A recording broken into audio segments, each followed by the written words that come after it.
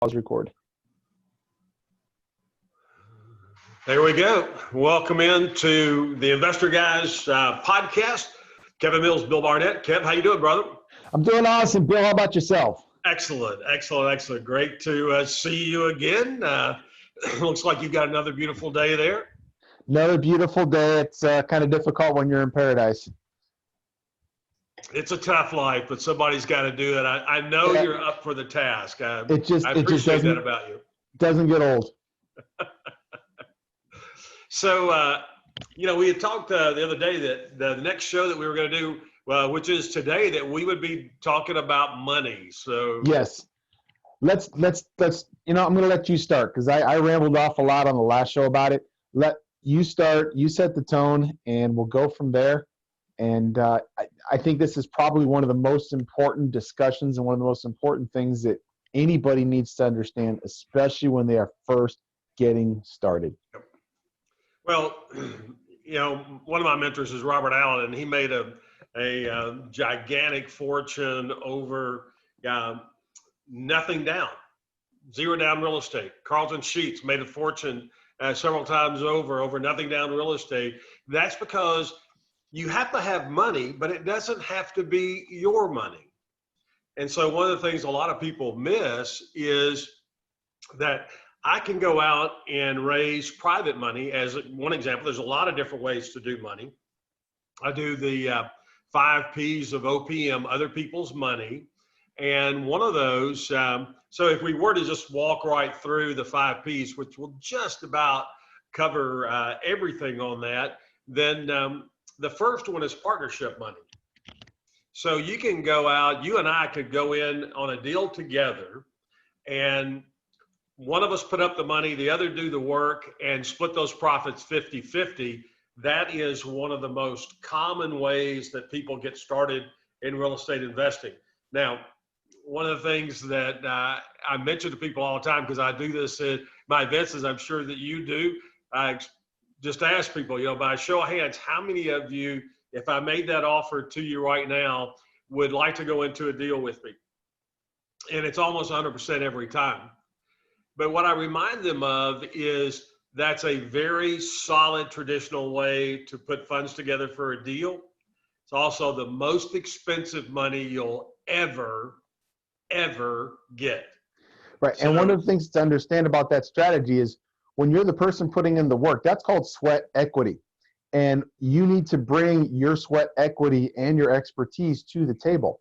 So you need to have enough of a resume, you have to have enough of a presence in that deal to make it worth somebody wanting to put their money into that deal. So if you have the ability and you don't have the money, you can absolutely find someone to partner up with you.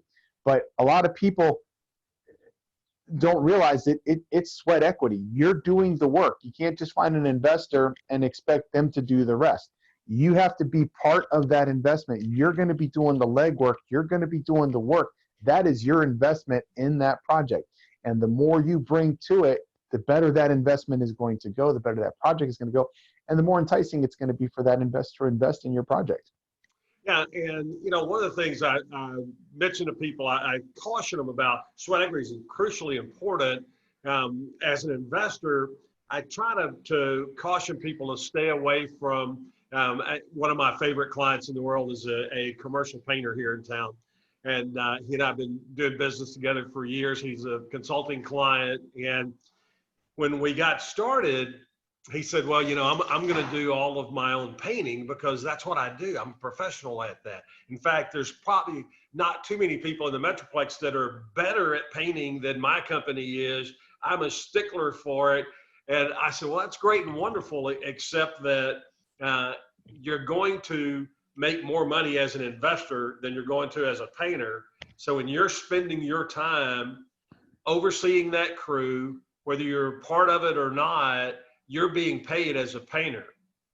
And had a hard time grasping that at first. He said, well, I'm so picky, you're not gonna be able to find anybody that's gonna be able to make me happy. And I said, well, let me just go show you a property that we're in the middle of rehabbing right now. It just got painted. I took him over to a property and he goes, Yeah, but what did this guy charge you? Because this is a great looking job, but what did he charge you? So I told him what I was charged for the job, and he was like, no way. No way you could get this quality of job for that price. I'm like, oh, yeah, you can. And this is exactly what I was telling you about. Bring what you can to the table, which is your time and your expertise.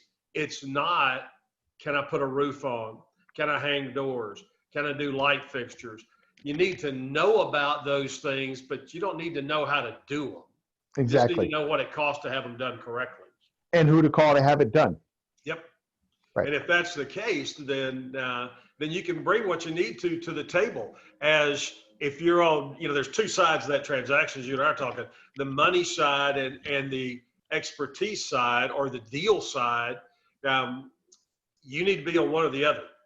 And people that are on the money side, a lot of times will miss out on learning about the industry. I have a handful of private investors I've worked with through the years, still do, that don't want to be investors. They love real estate. They don't want to have their hands involved. So they put up funds. Yep. Now, I don't do the 50-50 deal. I've already told you that's the most expensive money you can ever get because that's half your profit.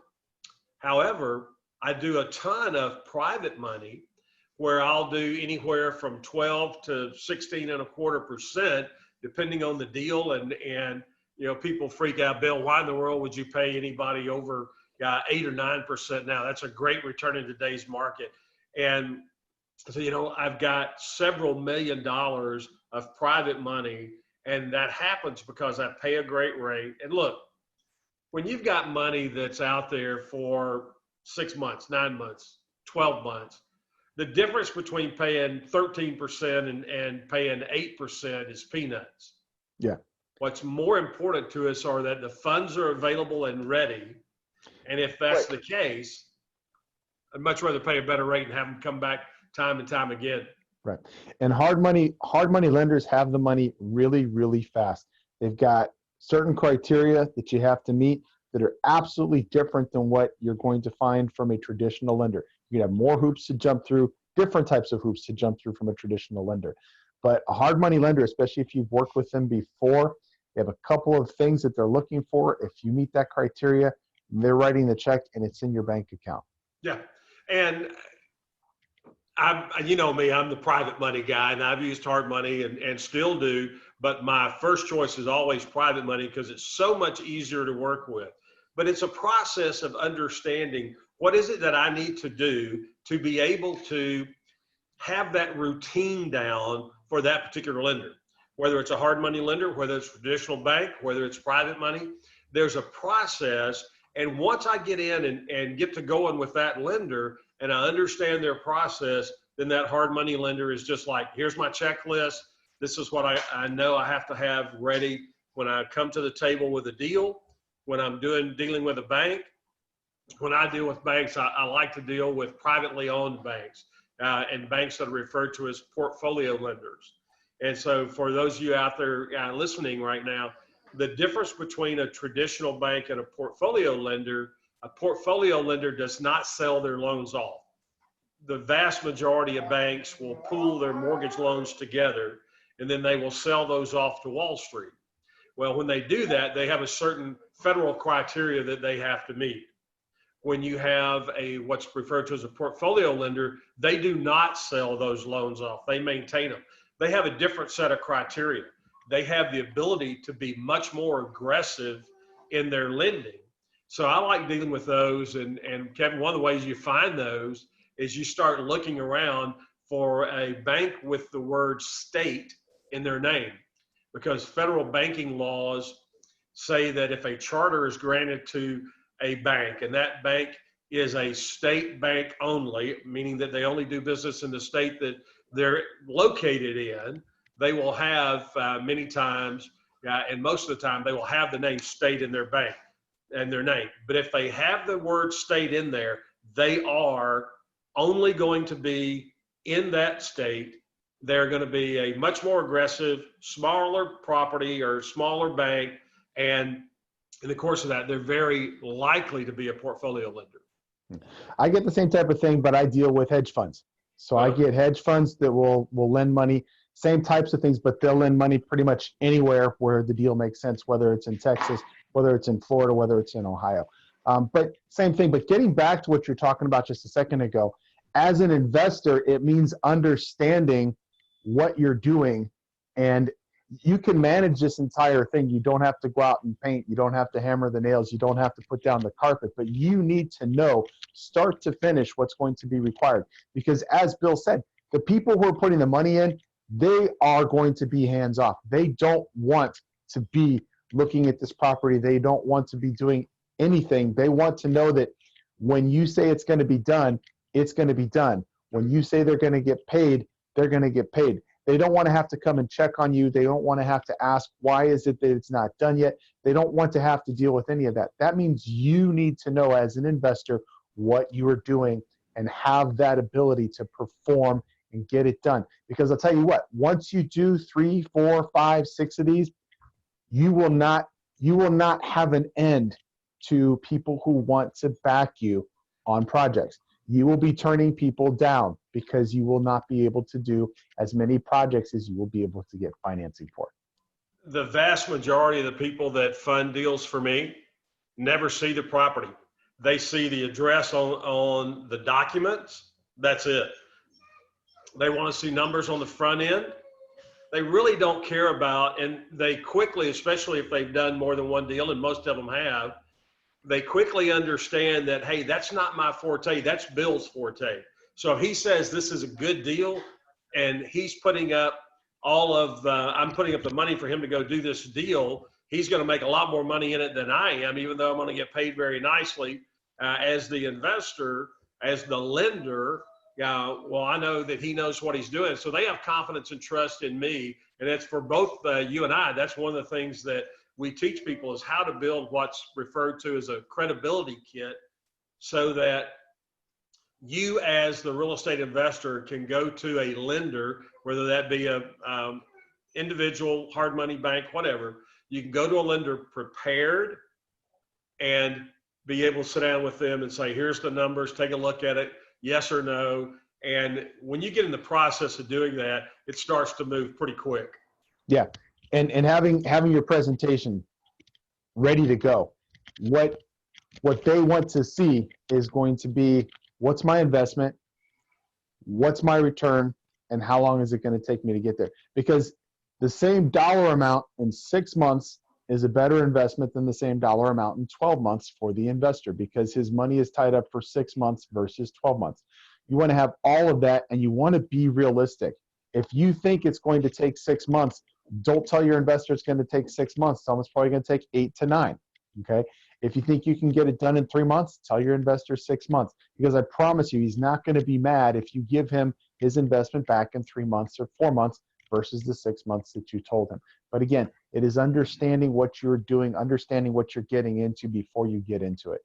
Yeah. And we just do ours a tad bit different. We do all of ours on 12 and let them know, hey, look, you're not likely going to be in this thing for 12, but we set it up on 12. And then as that starts getting into the closing phase, then we contact them and go, hey, based on there not being any hiccups in the close, this is when this thing's set to close. You'll be paid out. I want to know now, are you looking at rolling over? I've got other property coming up. You want me to send you this money out? The first time, we always send the funds out. After the first time, then we let them know, hey, there's other deals going on. If you want to roll it, let me know. I'll send you new documentation and we'll go from there. So they get into the habit, they being the lenders, get into the habit of having their money with you and getting a great rate of return. And they like that. So it works out really, really well. Some of you may have seen me get a hug here just a minute ago. That's my 14-year-old in between classes. So not too many times do I get the opportunity to get a hug during the school Get a hug day. on a podcast. So, the other thing to point out is the application for what we're talking about varies across the board. So we're kind of addressing the way it works for hard money, but you can do the same thing for cash flow. You can do the same thing for development. I don't really do it for cash flow because I like owning my own properties. I don't like having partners that long term. But I've done a lot of development projects where I have partnered with other people and we have built a commercial building. We've done buildings, we've done houses, we've done entire projects, like entire housing developments. And I've partnered with a money person who got a return on the tail end. So my actual investment, my monetary investment was very, very small. And I always like putting money into the deal myself. But my monetary investment was very small. My expertise and my management and my consultation skills were what was my portion of the investment. And I didn't do it for 50-50. I got 80% out of most of those deals because these people are happy going into it and getting a 20% return. 20% is significant, on their money. And for me to bring in a deal that they wouldn't have had access to before, and for me to be able to spearhead this entire thing and run it from beginning to end is significant for them. And again, that's the position you want to get yourself into. It doesn't happen overnight, but you got to start somewhere. Yep. Absolutely. Move on to your next P. Do what now? Your next P. Yeah. So I call that personal partnership money. We talk about professional money. That's what I refer to as bank and hard money. And then what we haven't talked about is those retirement funds. It's so easy today to work with a custodial firm that allows for real estate investment inside their self-directed accounts. And when you look at that, there's probably a good dozen out there. Quest down in Houston's really good. Equity Trust out of Ohio in the Cleveland area, they're terrific. SunTrust, there's just a ton of them out there that understand the process, the custodial process for somebody either lending out of their self-directed 401k or IRA or owning. And so we do it mostly 95% plus from a lending standpoint. So a lot of people go, man, I'd love to get a great return like that, but I don't have a couple $100,000 sitting around. Well, they don't sitting in their bank account, but they do in their retirement account. So it depends on the type of retirement account that they have. Very easy for you and I and the custodial firms to be able to determine could those funds be rolled over into a self-directed account that would allow for the ability to go in and make sure that you can make that investment and get a great rate of return. If it comes out of the retirement account, you got to remember that it goes back into the retirement account. Right. But it builds in your retirement account tax-free or tax-deferred, depending upon how that account is set up already. Right. So this is something that once you become an investor, whether you're using your IRA or your 401k, this is something that you're still going to want to do, because once you've got the keys to the magic box, you're going to want to apply it to everything you can. So imagine your 401k or your IRA being able to own real estate that's building you $1 million or more in the next 10 years. And it's going to be there for you when you retire, tax-free or tax-deferred, instead of just sitting in the market and doing whatever whatever the stock market is doing, shooting up, dropping, horrendously like we saw a couple of weeks ago. This is something that you control. You're controlling your money. That's why it's called a self-directed IRA or a self-directed 401k.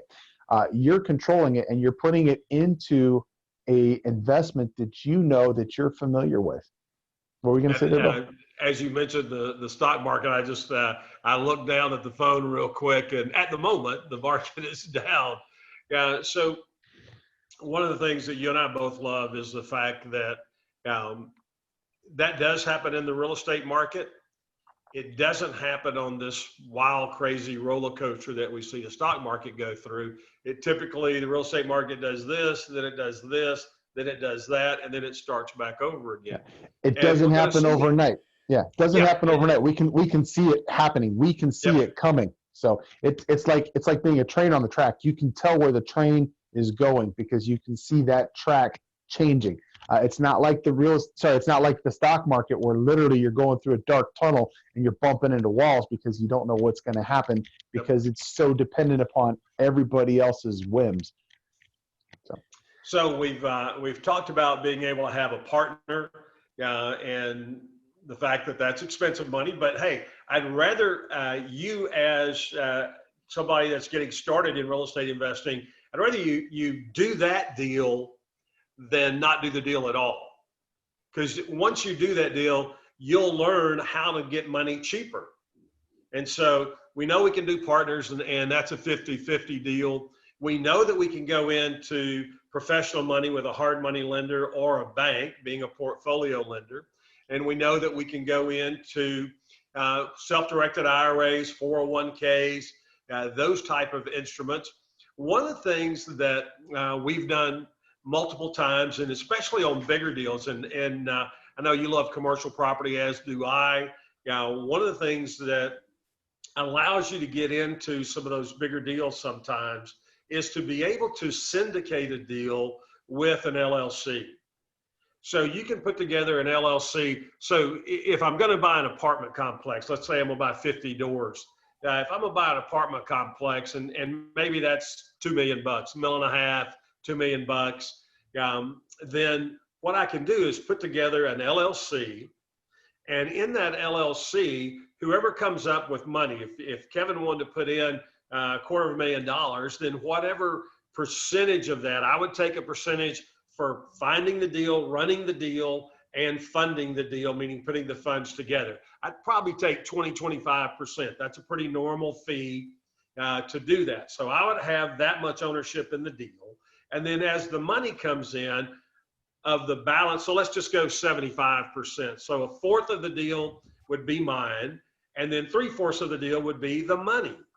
And so the money, whatever percentage that $250,000 happened to be in that remaining pie, then that would be the percent of ownership that Kevin would have, or anybody else. And look, I just pulled $250,000 out. It could be 50,000, could be 20,000, could be $500,000.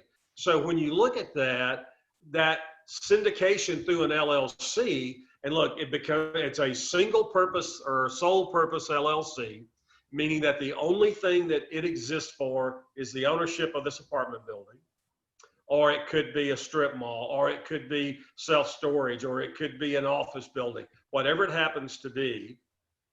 The only thing it exists for is the ownership of that property. Then all of the funds run in and out of the LLC, so that when you get ready to sell that property, it has one asset, that's the property. If it has any debt, and there's a way to do debt in an LLC, it would be for that property only. So there's a lot of good, we've put together some deals with Fannie has got an excellent, they call it their mom and pop apartment building program. It is for $1 million to $5 million, and it's really very, very cheap rates that are in the 4.5% to 5.5%. They're not onerous at all. It's a very specific set of guidelines to deal with. And once you set that up, and look, you and I could go in, we could have 10 other people go in to be able to put an LLC together, and that money be lent to the LLC. There's a specific series of guidelines to make that work, but that's a fabulous program for people that want to get started in buying apartment buildings. And look, when you get started, you don't need to be buying an apartment building as your first or second building over $5 million anyway. No. There's variations to that, but we're not going to get into it because it's more complicated. But you can do it with a corporation too, and just have shares to each of the individual people. Corporations can have shares of the LLC. You can do it as a series LLC. You can do it as an LP. But essentially what you're doing is you're forming a structure, an entity that's going to own that investment. And the people who are investing in that entity, whatever percentage of the value it is when they get into that investment, is the percentage of the value they're going to take out of it when it is done. So in the example that Bill gave, it was 25%. Let's say 3 other people came in at 25% each.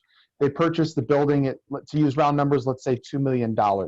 They sell the building and they make $3 million. There's $1 million profit, say after debt and everything else. There's $1 million profit that's going to be divided 4 different ways. That's $250,000 to each of the people, including Bill.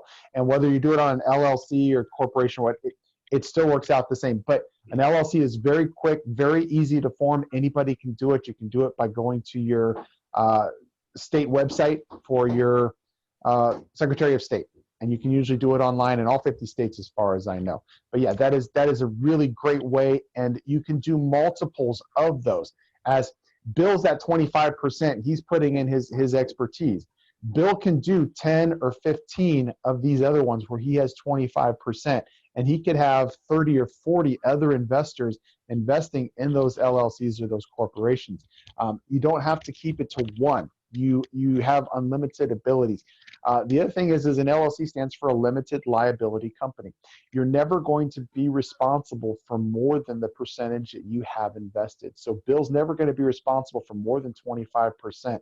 The other 3 investors, if they have 25%, are never going to be responsible for more than 25% of that debt or whatever happens with that particular investment.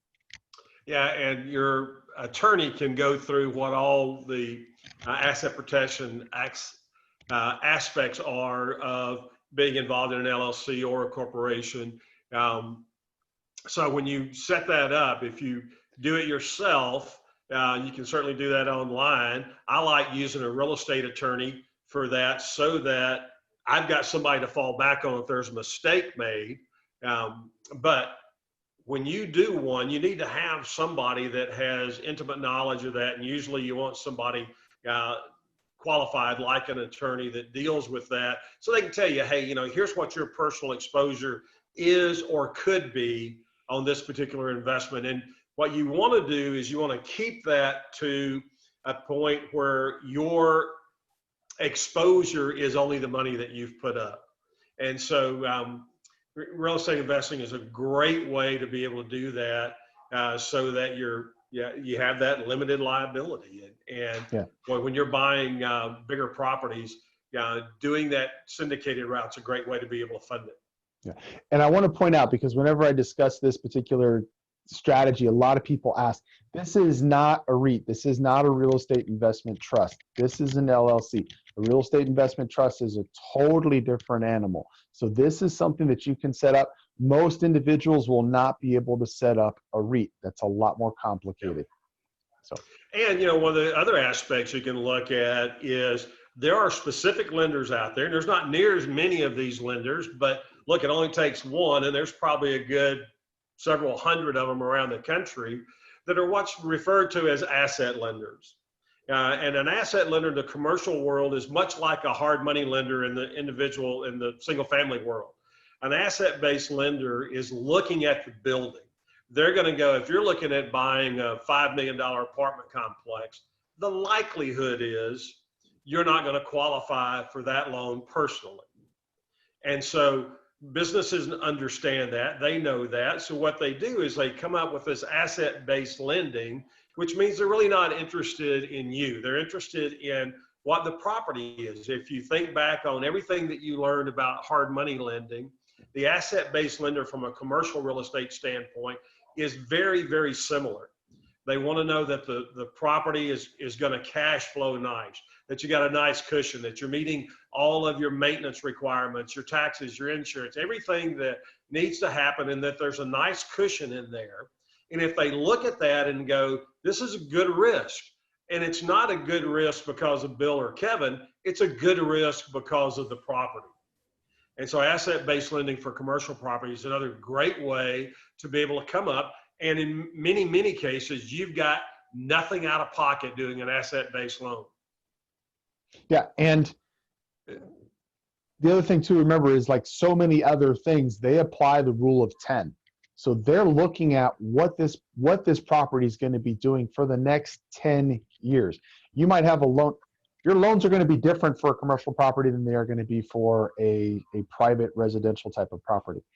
You want to be able to show the performance that this property is going to have for the next 10 years. what type of increase are you going to have in cash flow? What kind of increase are you going to have in equity? What kind of increase are you going to have in product? A lot of times when you talk about a property this size, you've got washing machines, you've got storages that they'll rent, they've got parking that they may have parking fees for.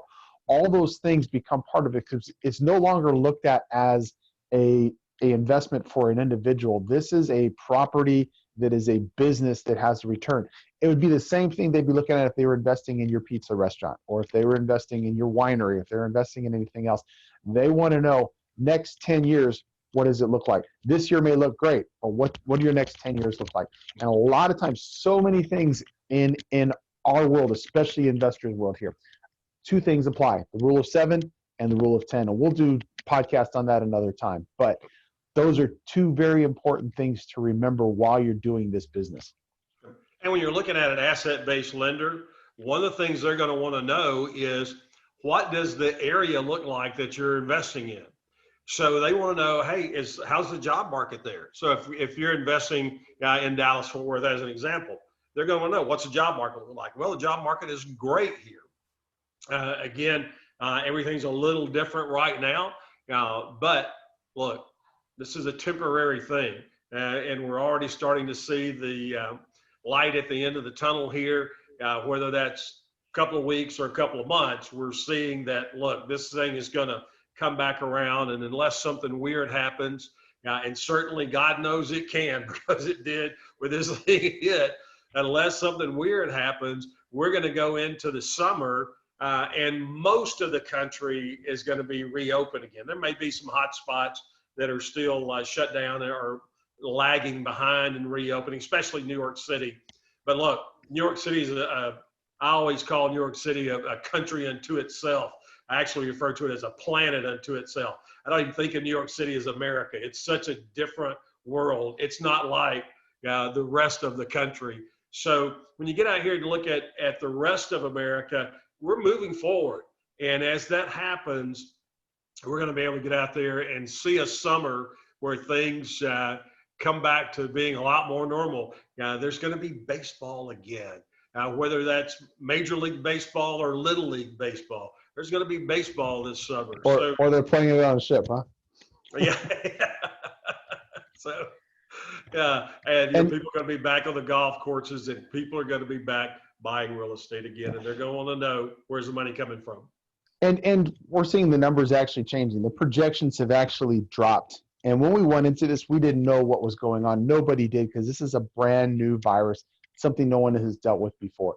So projections, fortunately, have changed for the better than the worse. I don't know that we'll be back necessarily at the end of this month, but I think sometime in May or very, very end of May, just we're seeing numbers change, and we're seeing a lot of positive things coming out of that projection and that tracking that they're doing. And that makes me hopeful that we're going to see this shorter rather than longer. There's one other strategy I wanted to mention for money. There's even more strategies. We're not going to have time to get to all of them, but a lot of you are sitting on an investment. You're actually sitting there right now watching us. Your home is likely got equity in it. And after we talk about this, I want to talk about how you're going to make the most of this money that you're investing, no matter where it is that you're getting the money from. So you have equity in your property, very likely. If you do, start paying attention to what your refinance market is going to do. Interest rates are at an all-time low for short-term loans. They're 0.25%.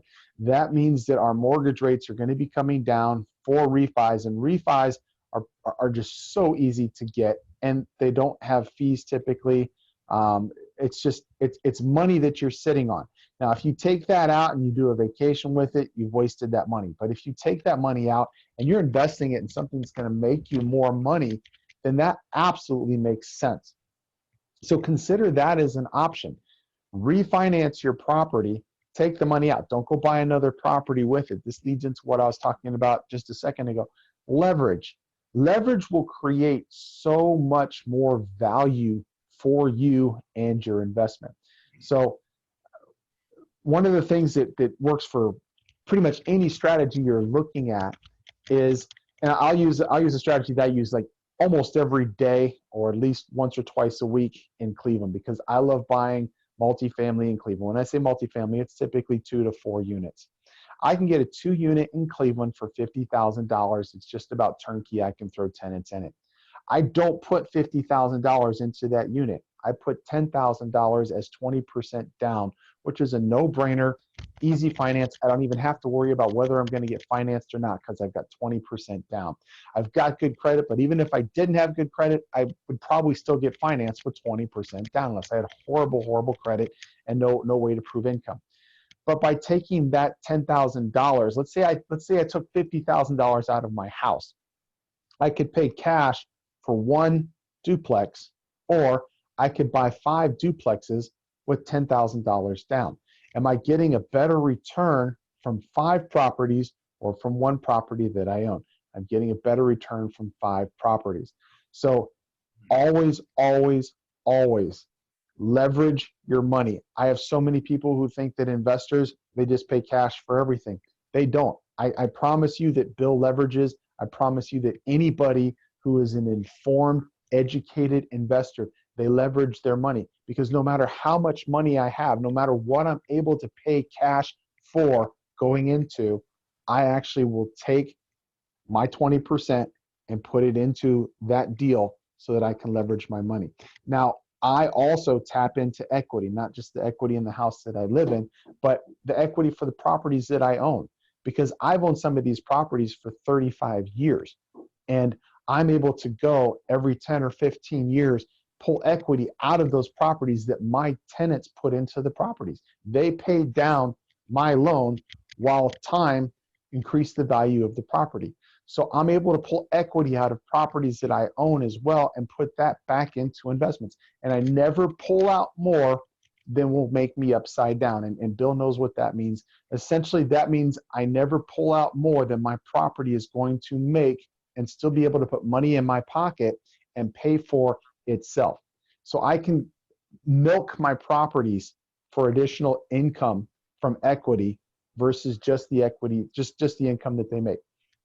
And it can be from any property that you own long term. You can take the equity out and you can reinvest it.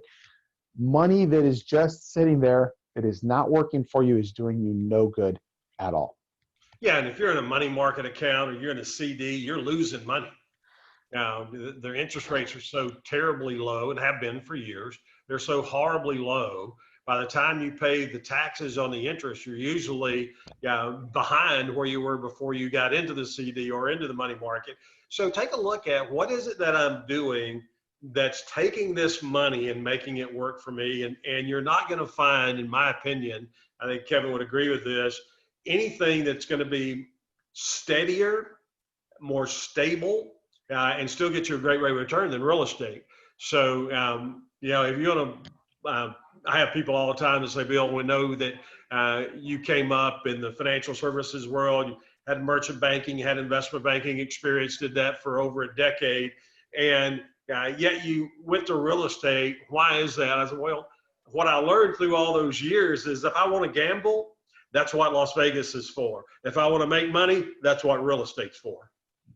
And I can't speak for Bill, but I typically don't do deals that are less than 20 to 25%. First year return on investment. You're not going to find any stocks out there that are going to give you 20 to 25% year in and year out. So I say first year, typically that return goes up every year, okay, if you're not flipping properties. But if you're flipping properties, you're looking at 20 to 25% to 30% for every property that you're flipping. So if you're doing 2 properties in a year, you're actually getting 60% on the exact same money, all things being equal. But I don't look at anything less than 20 or 25% return on investment first year. You're going to be hard pressed to find any stock that you're going to be able to purchase that's going to be able to return 25% just sitting on that stock for 1 year. Yeah, and you always have the likelihood with a stock that a hiccup comes along and it plummets 40, 50% in the course of 24 hours, or the course of a few days. And we're just, we don't see that in real estate in a contracted period of time.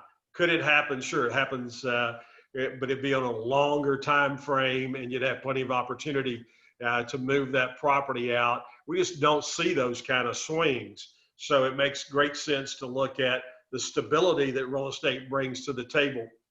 So looks like we're on our time button here. Again. So as always, great to talk about real estate, talk about money with you, brother. Good chatting with you. And something else I wanted to bring up really quick. We are going to be doing 4 shows a week now. So we're going to trim it down to about a half an hour or so per show. And we're going to have them Monday through Thursday, I think. But we're going to bring you 4 shows because we've just got too much to talk about.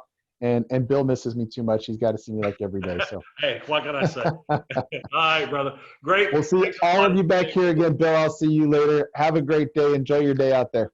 You too now. Thanks. See you, everybody. Thanks for being with us.